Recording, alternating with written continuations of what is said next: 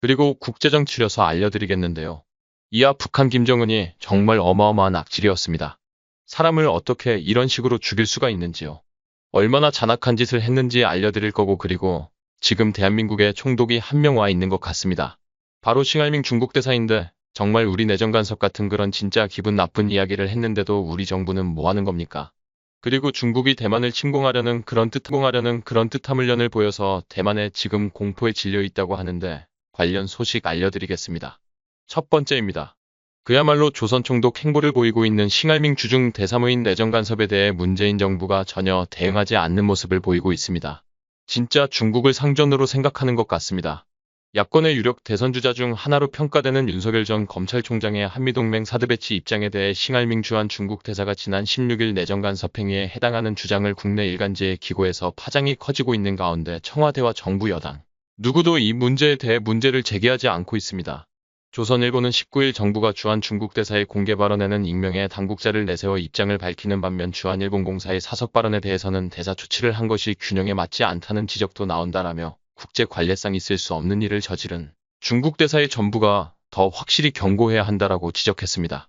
부임 후 국내에서 광폭 행보를 이어가며 사실상 조선 총독 행세를 하고 있는 싱하이밍은 지난 16일 중앙일보 기고문에서 윤석열 전 총장을 저격하며 사드 배치가 중국의 안보 이익을 훼손하는 반면 중국 측의 장거리 레이더는 한국에 위협이 되지 않는다라는 황당한 주장을 내며 중국의 군사력은 한국에 전혀 위협이 되지 않고 천하의 대세는 따라야 한국에게 이롭다는 내정 간섭의 도입 주장들을 쏟아냈습니다. 중국 대사 역대급 내정 간섭 발언에 청와대는 침묵했고 더불어민주당은 신대사를 비판하기는커녕 싱알밍의 발언을 인용하며 윤석열 전 총장을 겨냥해 대통령 자리에 도전하려면 안보와 외교에 대해 공부를 하라라는 목소리를 높이는데요. 이에 대한 비판 여론이 거세지자 외교부는 익명의 당국자들의 인터뷰를 인용해서 신중할 필요가 있다라는 말로 싱알밍 사건에 대한 논평을 대신하며 대응을 포기했습니다. 우리를 향해 미사일과 레이더를 겨누고 있고 지금 이 순간에도 안보는 물론 환경, 사이버, 경제 모든 분야에서 우리를 위협하는 나라의 대사가 내뱉은 내정 간섭 발언에 일제히 침묵하는 것도 모자라 오히려 그 발언을 인용해 정적을 공격하는 정치 집단의 모습을 보며 도대체 이들의 조국은 어디인지 묻고 싶습니다. 싱알밍 주한 중국 대사 무슨 원색의 원색입니까? 어떻게 이렇게 조선 총독은 이런 소리를 하고 있습니까?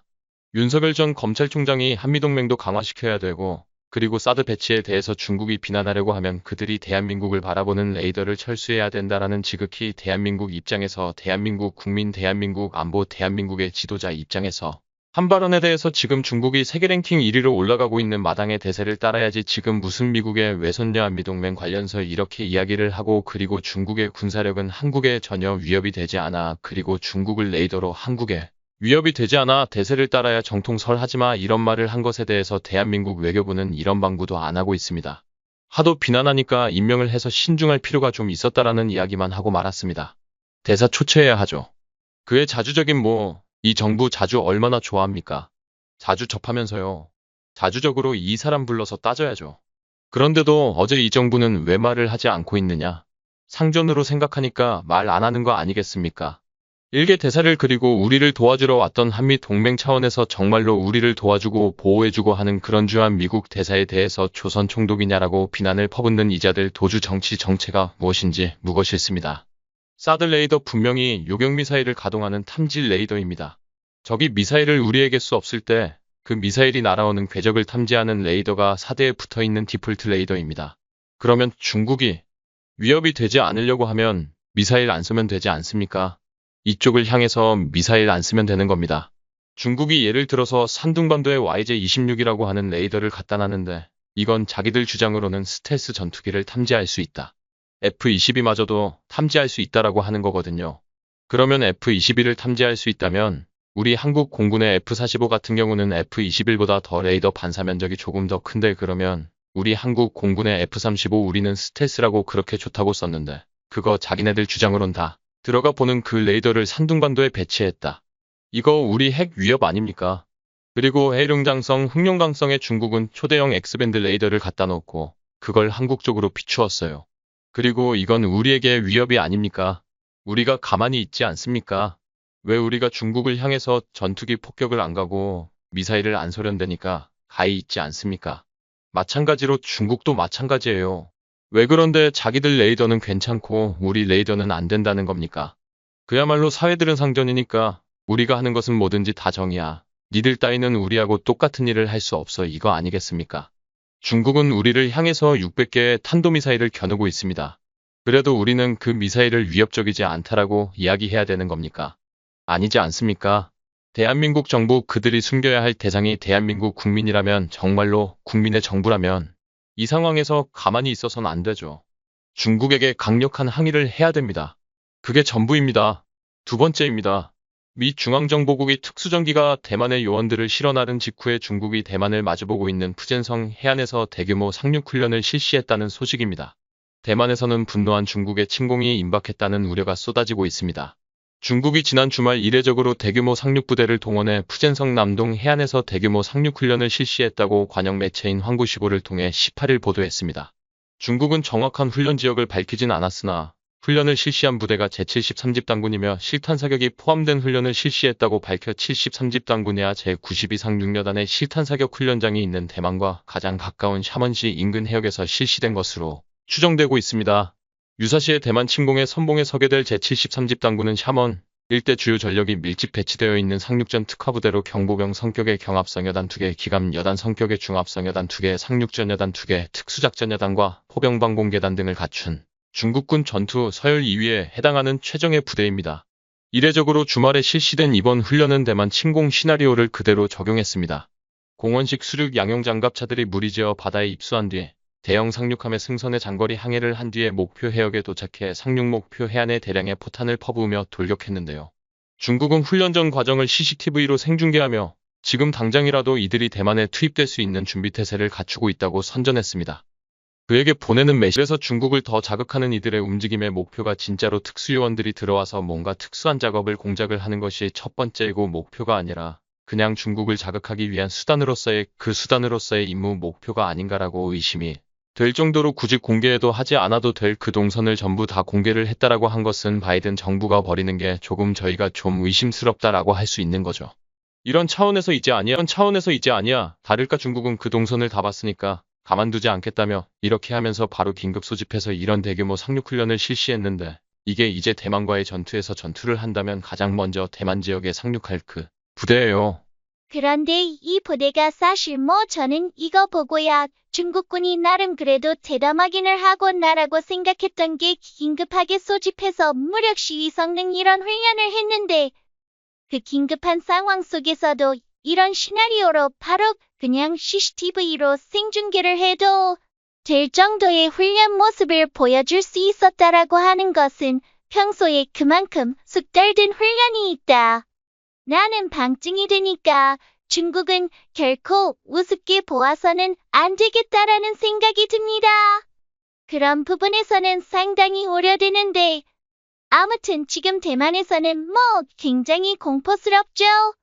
군단급 상륙훈련을 지금 보여주고 포탄을 꽉꽉 쏘면서 지금 하고 언제든지 선포하겠다 이러니까 대만에서는 지금 대만이 추진하고 있는 여러 가지 전력 증강 사업 이제 스타트를 했지. 즉 마무리된 게 아니기 때문에 마무리가 되어야 중국군의 상륙을 어느 정도 억제할 수 있는 그런 능력이 되지. 지금은 아니거든요.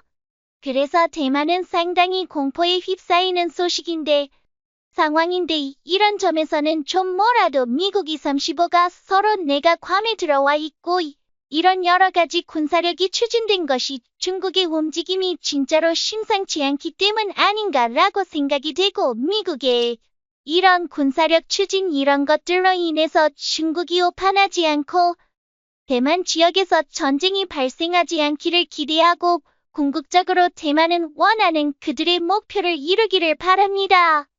세 번째입니다. 김정은의 후계자 등극을 선정하기 위한 추적 사업으로 기획했던 화폐개혁을 주도했던 것으로 알려진 박남기 당시 당 계획주정부장이 김정은에 의해 고사포로 시행된 뒤 용광로에 던져지는 끔찍한 처벌을 받은 것으로 알려져 충격을 주고 있습니다. 이런 악마를 국내 종북 세력들은 위인이라 지켜세우고 위원장이라는 호칭을 쓰지 않으면 제지하는 짓을 하고 있습니다. 김정은 집권 초기 화폐개혁 실패에 대한 책임을 지고 숙청된 것으로 알려진 박남기 당시 노동당 계획재정부장이 고사포로 시행된 뒤 천리마제 강용광로에 던져져 문자 그대로 흔적도 없이 사라졌다고 북한 고위층 출신 탈북자를 인용해서 월간 조선이 18일 보도했습니다. 박근혜 정부 때 탈북했던 이 고위 관계자는 당시 국정원에 김정은에 대한 보고서만 100페이지가 넘는 내용을 작성한 것으로 알려진 전문가인데요. 그는 고모부인 장성택을 효수하고 김정은이 박남기를 숙청하면서 뼈 한 조각사 한 점 남지 않게 하라라는 반일면적인 범죄를 저지른 사실을 매체에 평가했습니다. 2009년 후계자로 공식 등극한 직후였던 김정은은 돈주들이 몰래 숨겨놓은 현금이 북한 경제에 큰 위협이 될 것이고 이런 상황을 방치할 경우에 밀란이 일어날 것을 우려해 화폐개혁을 시도했는데요. 2009년 11월 30일 오전 1시에 공포된 화폐개혁은 현금은 국권과 신권을 100대 1 비율로 은행예금은 10대 1 비율로 바꾸고 가구당 교환한도 제도를 신고 기준 1,500원으로 제한하는 상식 밖의 내용으로 진행되어 북한 주민들의 엄청난 반발을 샀습니다.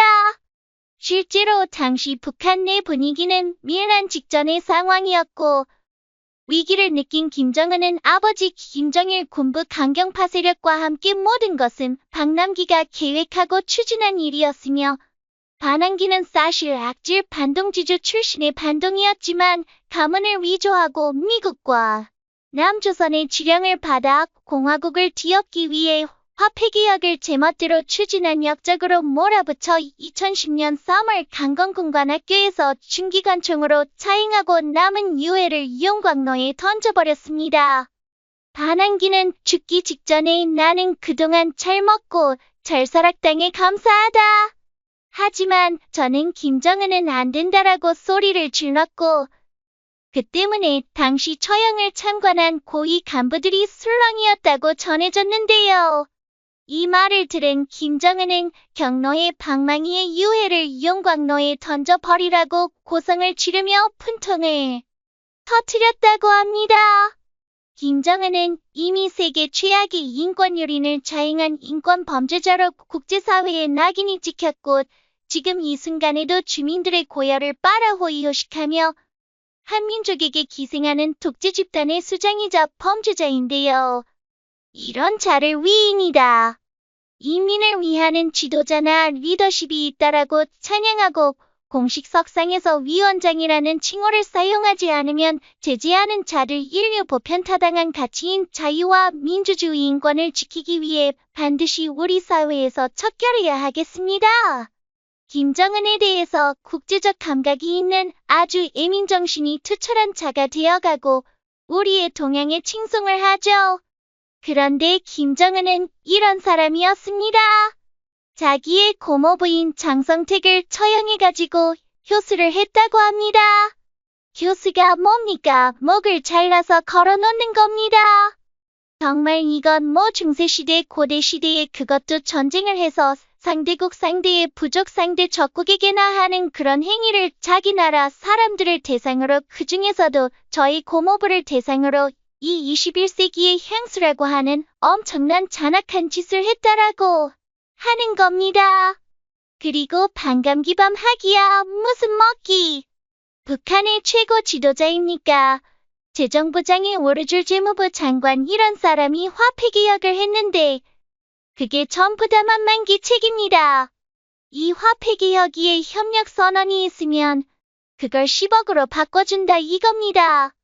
좋습니다. 뭐 화폐를 배포대로 줄였으면 단위를 100분율로 줄여서 끌어올 수 있죠. 그런데 문제는 집에서 가지고 온 1,000원은 100분율로 줄여서 바꿔주는데 은행에 들어있던 예금은 10분의 1로 바꾸입니다. 보수는 화폐 비율을 어떻게 되는 겁니까? 그래서 일장 박아놓은 이 화폐는 돈으로 안 쳐준다 이겁니다. 은행 이것도 아주 손해보는 거고 그리고 1인당 가구당 5,000 예금밖에 안 바꿔준다. 그 나머지 돈 10배 많이 가지고 있었다고 하면 그 정도 휴지가 된 것이죠. 그러니까 밀란이 안 일어날 수가 있습니까?